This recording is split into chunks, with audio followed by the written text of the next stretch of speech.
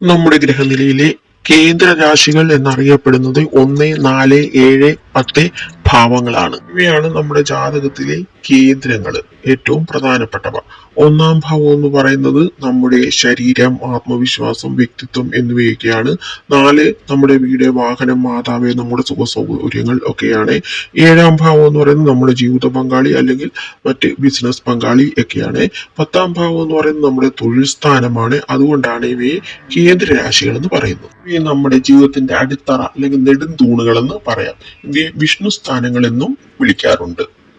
ഭാവങ്ങളിൽ നിൽക്കുന്ന ഗ്രഹങ്ങൾ നമുക്ക് കൂടുതൽ ഗുണഫലങ്ങൾ തരും. ഇവയുടെ അധിപന്മാരായ ഗ്രഹങ്ങൾ നമ്മുടെ ജീവിതത്തിൽ വളരെയധികം പ്രധാനപ്പെട്ടവയാണ്. അവ എവിടെ നിൽക്കുന്നു എന്നതും നമ്മുടെ ജീവിതത്തിൽ വളരെയധികം പ്രാധാന്യം അർഹിക്കുന്നതാണ്. ഈ ത്രികോണ സ്ഥാനങ്ങൾ എന്ന് പറയുന്നത് 1, 5, 9 ആണ്. ഇവയെ ലക്ഷ്മി സ്ഥാനങ്ങളെന്നും പറയാറുണ്ട്. ഒന്ന് കേന്ദ്രസ്ഥാനവും ത്രികോണ സ്ഥാനവുമാണ്.